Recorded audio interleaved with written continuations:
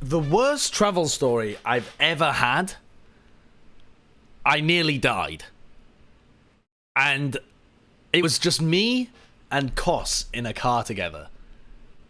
But it's part of a wider series of my terrible travel to and from the insomnia events well, they were all over the place in the UK. So there were a bunch of I-series that I traveled to. I drove to I49. So there's basically a LAN event every year, but they have a different number. Normally it goes up by 3 every year. So I49 I went to, and I drove down in my dad's Toyota Yaris, and everything went fine, and it was perfectly fine. I52 was when the problems started. Because at that point, my family had bought a new car. We had a new car that wasn't my father's very reliable Toyota Yaris. It was a car from 1964, a 1964 Morris Minor, which had not been worked on enough at that point. Not been worked on. And yeah, my chat called it the Poopmobile. The Poopmobile. Has anyone got a picture of the Poopmobile that I can show everybody? I'll show some vlogs later on. I'll show some vlogs. But I52 was not the worst travel story. I52 was bad, but it wasn't the worst travel story. Basically, what happened was a gasket cracked halfway down the motorway. So I'd picked up this guy, and I didn't really know him. It was my first time meeting him. I just agreed to give him a lift to the LAN. I'm chugging down the motorway at 70, which this car really struggles with. And let me see if I can give you a picture. 1964 Morris Minor, so that you can just visualize it, you know what I mean? All right, let's find this. Oh, this is the one. This is the one. Okay, this is what it looks like. All right, so this is basically my car. It's white, it's more rusted than this, and it has a red convertible top on it. From the front, it looks like this. So I mean, we're talking some rickety old shit. But it's such a beautiful little mobile. It's so fantastic. It's so English.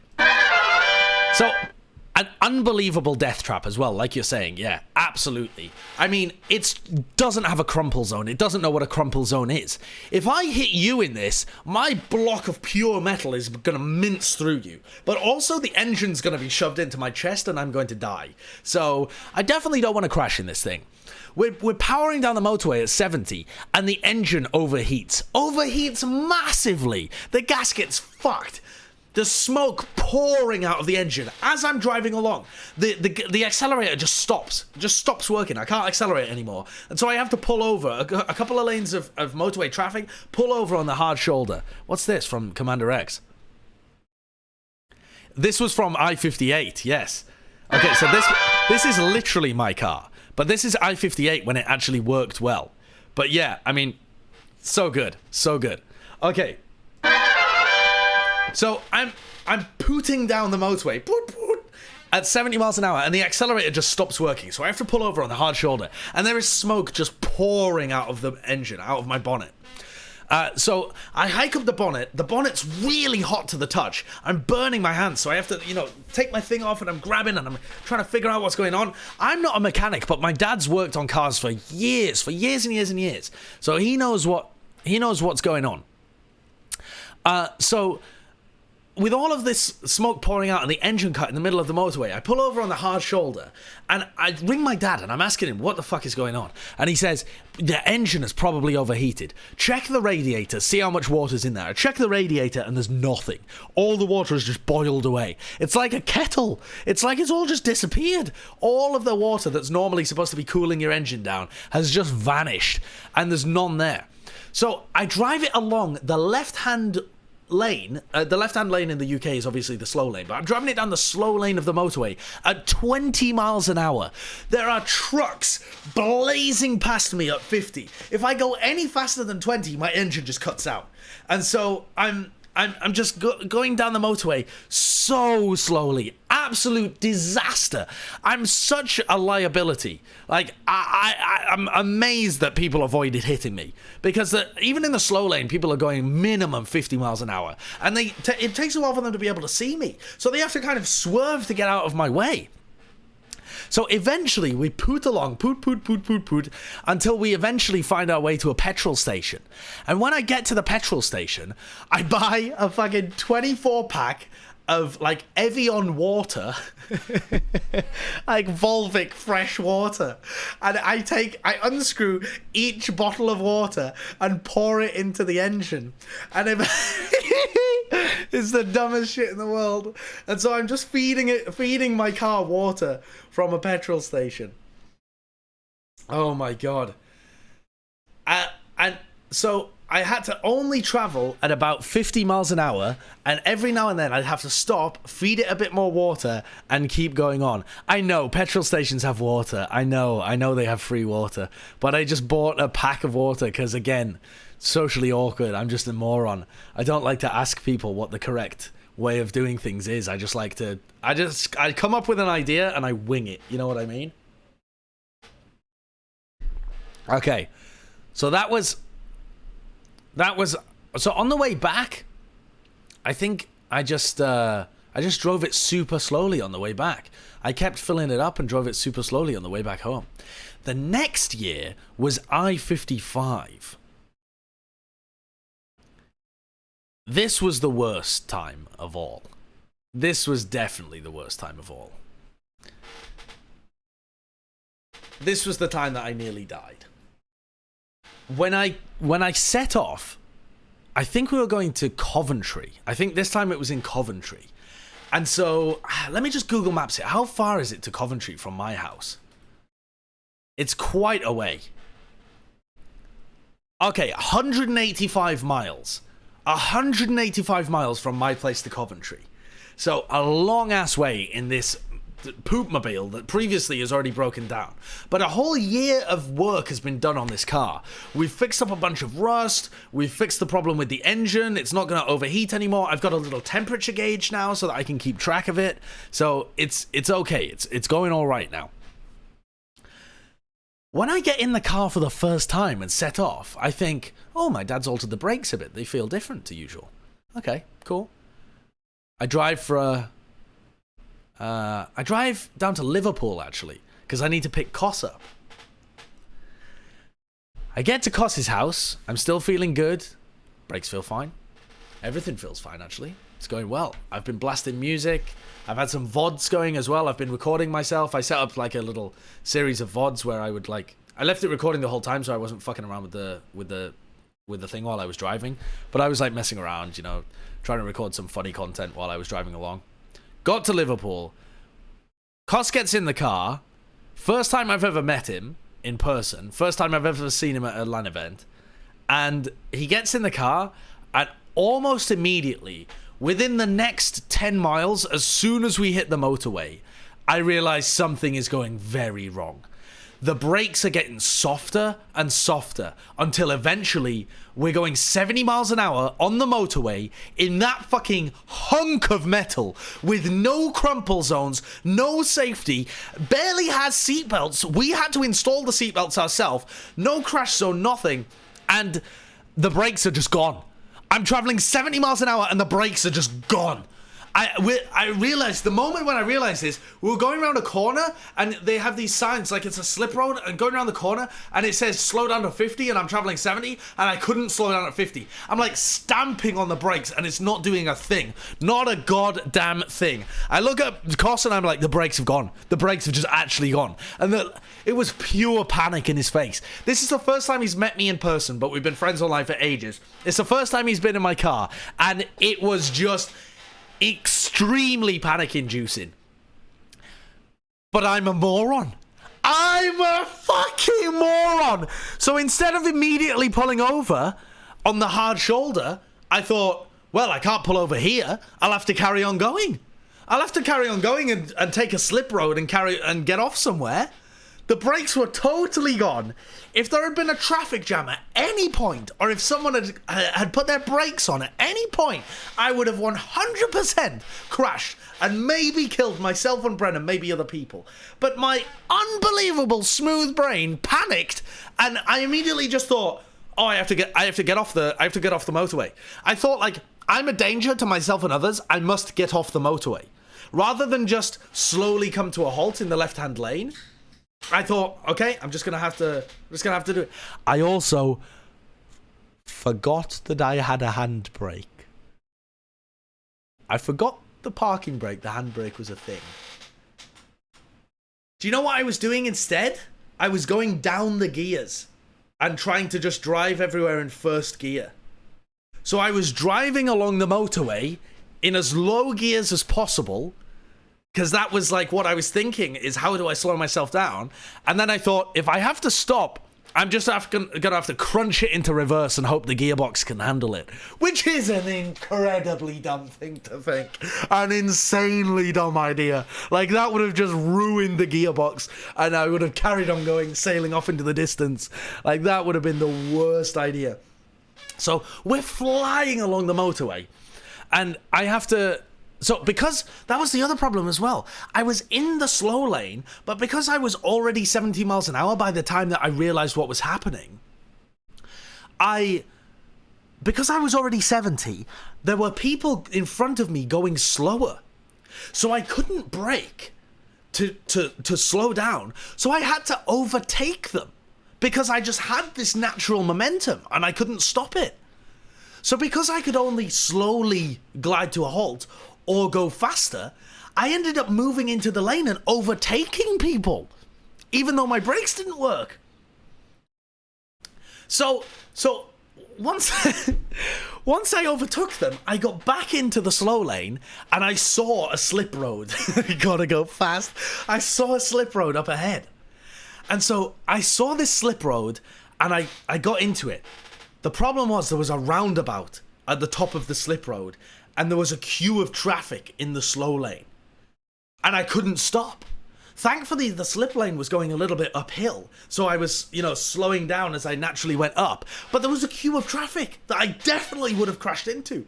So again, I had to overtake. I had to go into the right-hand lane and go up to this roundabout and just kind of look and see if no one was going and zoom onto the roundabout. So even though I've got no brakes, I'm having to accelerate and go faster in order to not crash into people. So I'm like zooming onto this roundabout, and I went round the roundabout a couple of times to try and kill some of my speed, and then took a slip road off the roundabout and landed in Stoke.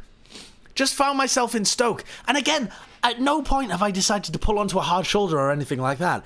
I'm trying to find, like, a parking spot. My brain is so fucked, I'm genuinely trying to find a parking spot. And I've forgotten about the handbrake, so I can't slow down at any point. Koss is just paralyzed with fear. I don't remember Koss saying anything. He just was like that.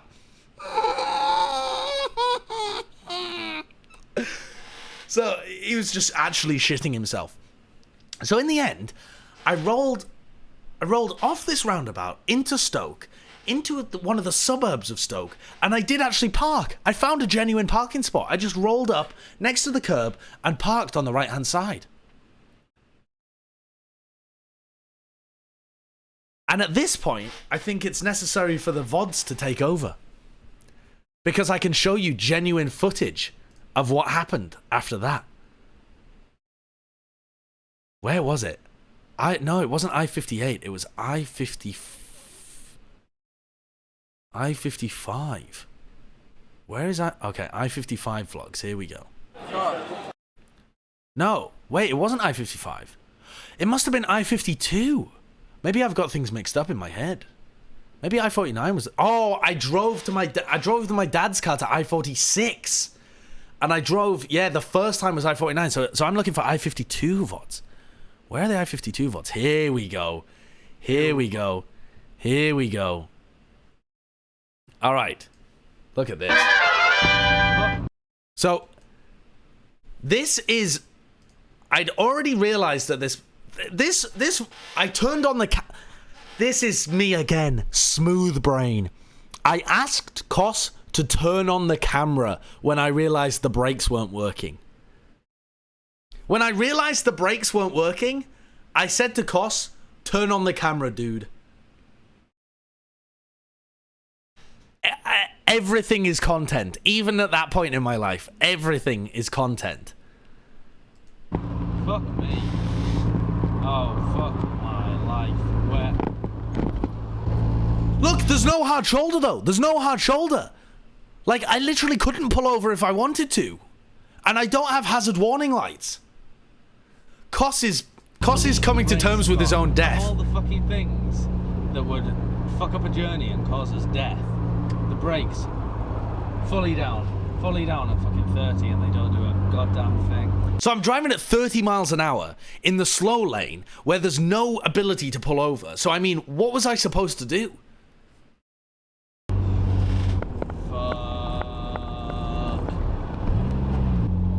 I certainly could have pulled over there.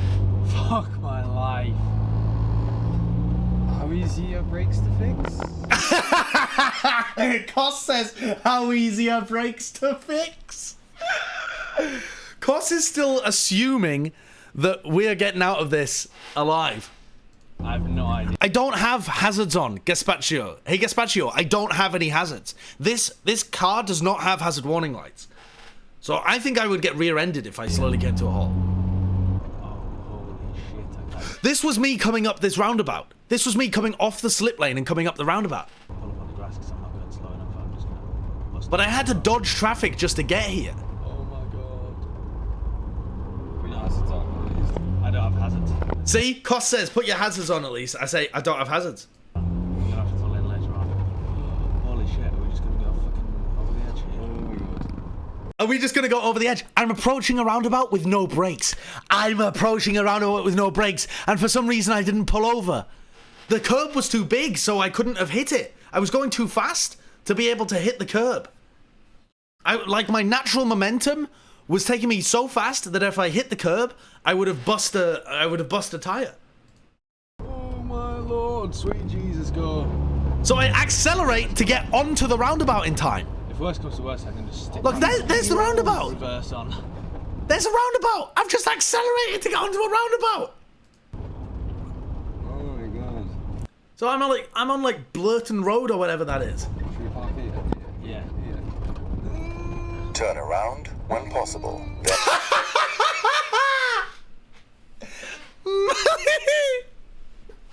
Turn around when possible. Then go left on the roundabout. First exit. So I take one of these roads out. It's always an adventure in the Poopmobile. It really always is an adventure in the Poopmobile. It's amazing though that I forgot the handbrake existed. But look, I found a parking spot. I parked. No, look, I've got the fucking brake on now. Holy shit. Yeah, they're completely fucked. They're completely fucked. That like they're literally not doing anything. The brakes are just completely broke. Shit in the bed. I used the handbrake at the end there. I used the handbrake.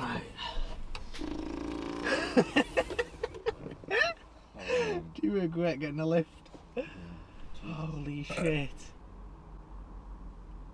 Oh my god, when we pulled up to that roundabout and we were going too fast to go in the left hand lane. Shit the bed. If they'd all been full, we would have just fucking crashed into someone. Fuck me. Turn around when possible. Then, at the end of the road, turn right. Shut up, you twat. Alright. And then the most amazing shit in the world. Then the most amazing shit in the fucking world. I ring my dad, right? And I'm like, Dad, what the hell has happened? He's like, oh, your master brake cylinder has gone. The master cylinder is totally gone. Your car is unusable. You can't do anything. I'm going to call, we've got some insurance. I'm going to call the insurance company. They're going to bring you back home. I was like, Dad, they can't bring me back home. I'm giving Mickey a lift and he doesn't live where I do. And we're going to LAN, like, we're playing at LAN. We can't dodge the LAN because our car broke down. And so my dad goes, okay, I'll see if they can take you to LAN. So they roll up, strap the Poopmobile to the back of the truck, the tow truck. They strap the Poopmobile to the back of the tow truck. The lens cap was on. And this is how we arrived at LAN. We've made it. The Rico Arena. Finally, here's Ali. And look at the Poopmobile. Oh. That's how we arrived at LAN. Look at it. What a glorious entrance. Nobody's ever arrived at a LAN event like that. Nobody's ever arrived at a LAN event like that. Nobody's ever done that. That's so much style. Unbelievably alpha. Here. Wait. So good. You take control of that. Also, I fucked up all of these VODs by having frame blending on, so they look horrible quality. But look at this. Look at that. Unbelievable. Why is my voice deeper? I don't know. Probably because I had a northern accent and it tends to sit in the back of your throat like that. Throat. Whereas, okay, so again, I have to try and park the car. But I only have the handbrake.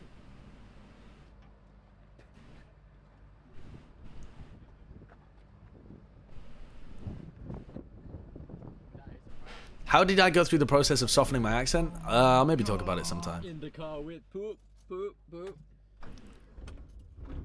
the door's coming up. This is terrifying. Oh, this is so retarded. Unbelievable. Unbelievable. I am so scared. I'm unbelievably scared right now. Unbelievably scared. Who is that? That's Ali. Ali. Just push the car? I really should have just pushed the car, but I didn't, you know? So, just madness. Just madness.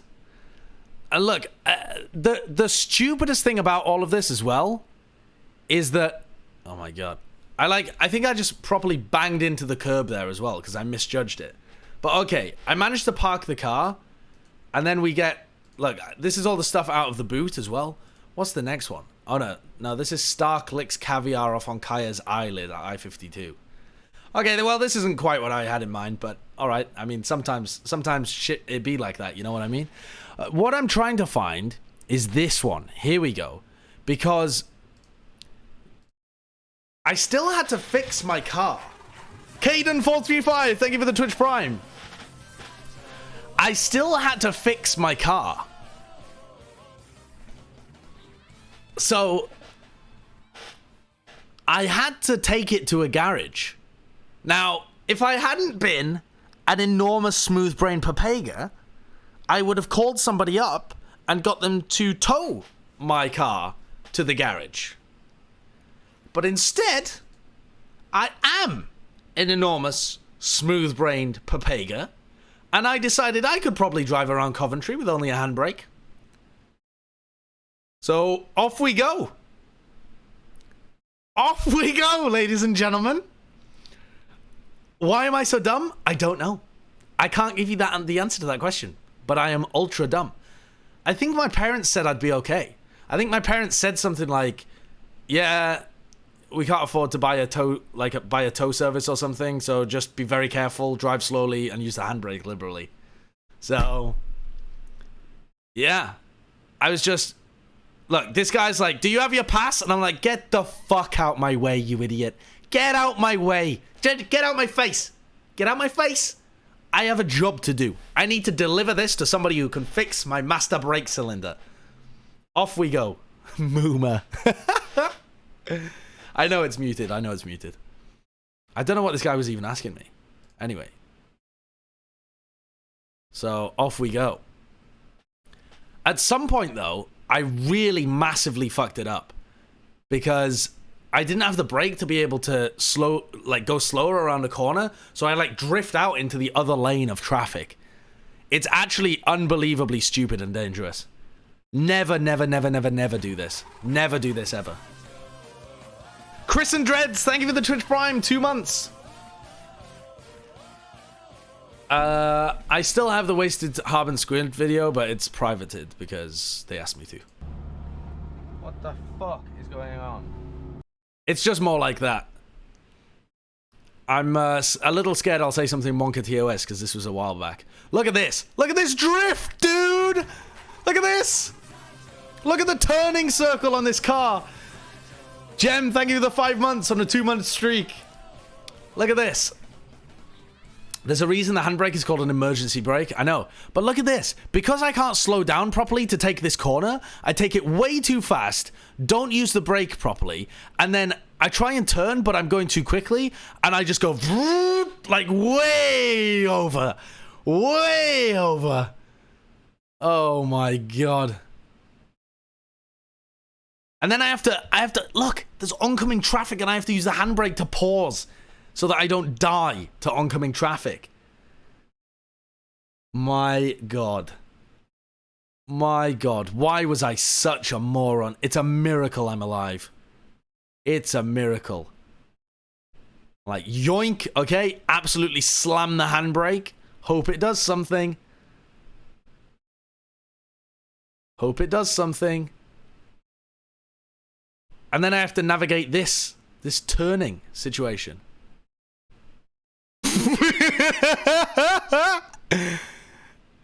I tried to go for that. Follow the rest of the cars, but I was too slow. Now I'm in the middle of the intersection. When did this happen? Many years ago. Many, many years ago. So then I parked at the garage, take out the keys, and I fixed the car. These guys were very lovely, but this is the time that I had to stay at my mate's and was with Marilyn. I made it the whole way, of course. I made it. And then they fixed the car, and I had to stay in a mate's house in Coventry for an extra 2 days. And I missed a bunch of uni because of it. But then also, the next year, I took the same car again. The next year, I-55, I took the same car again. But why? Because that's the only car that I have, and I needed to get down there. And every year, my dad fixes the issues that cropped up in the previous year.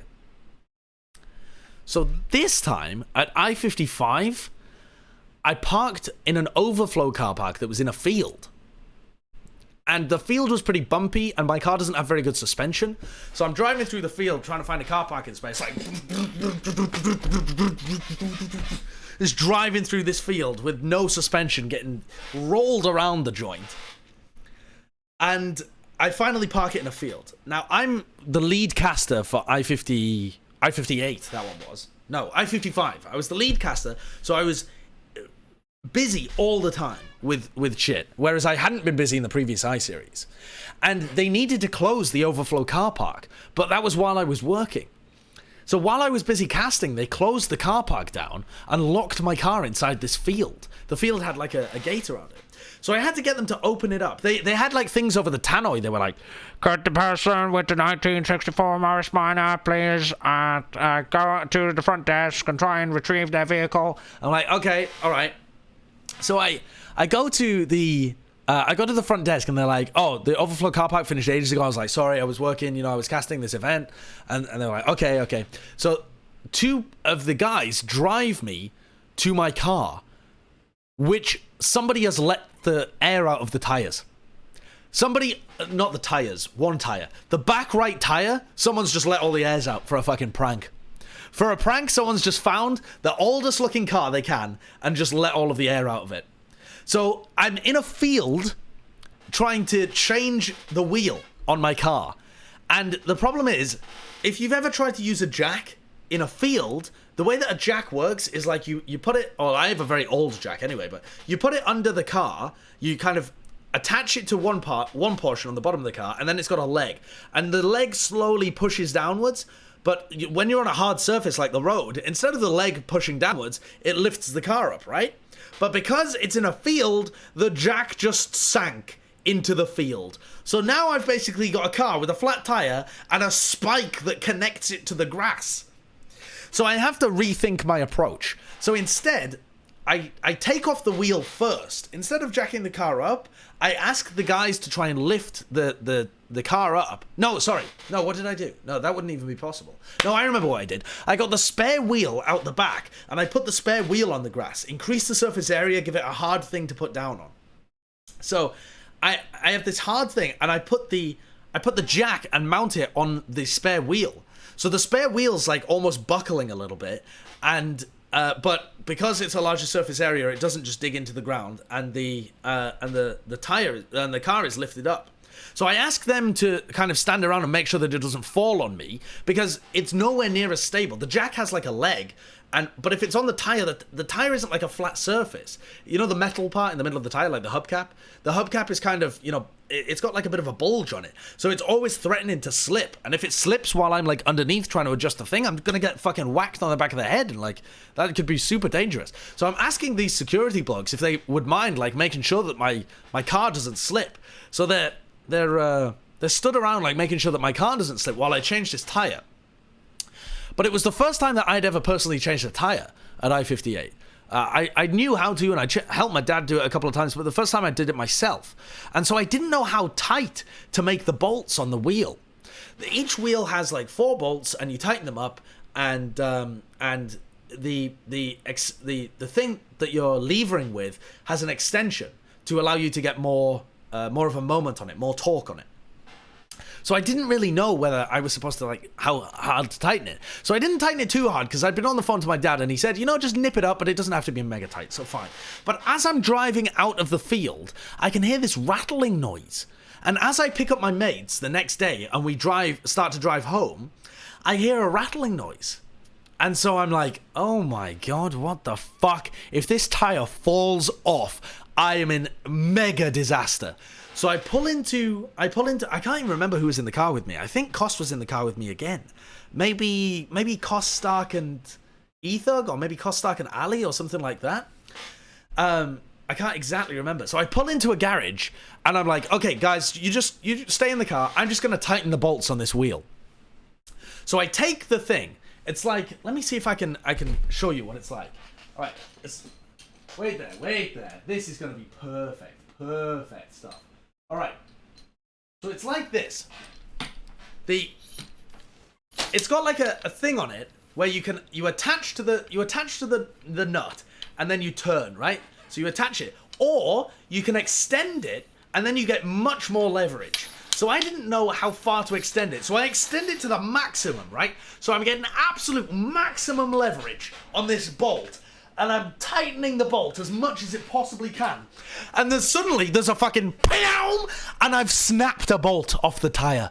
I've just tightened it so hard I snapped the bolt off, and it went flying. And so now I've gone from it was probably fine and the rattle wasn't even to do with the tire and I was just being paranoid, to me snapping the bolt off the tire, and now my tire is only being held on by 3 bolts. The people in the car are like, oh my god, what the fuck have you just done? I've busted a nut. I busted a nut. So there was nothing to be done.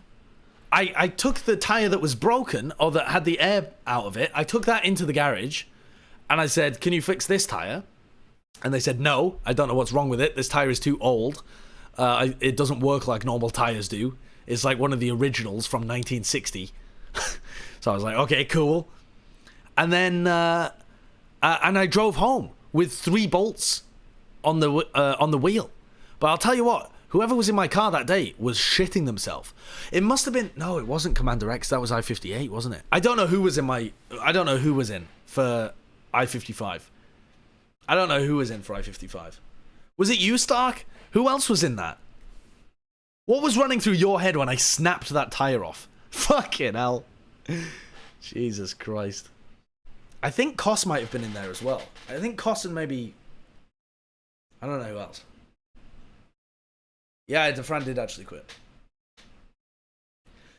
The next year, I used the same car to travel to the same tournament again. But that time it was fine. There was no problems. So, 4th time lucky.